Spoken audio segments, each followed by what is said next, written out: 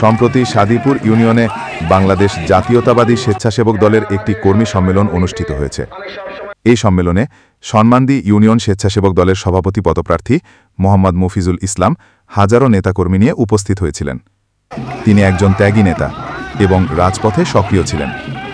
এই সম্মেলনে সোনারগাঁও উপজেলা স্বেচ্ছাসেবক দলের নেতৃবৃন্দ উপস্থিত ছিলেন। মোহাম্মদ মফিজুল ইসলাম স্বেচ্ছাসেবক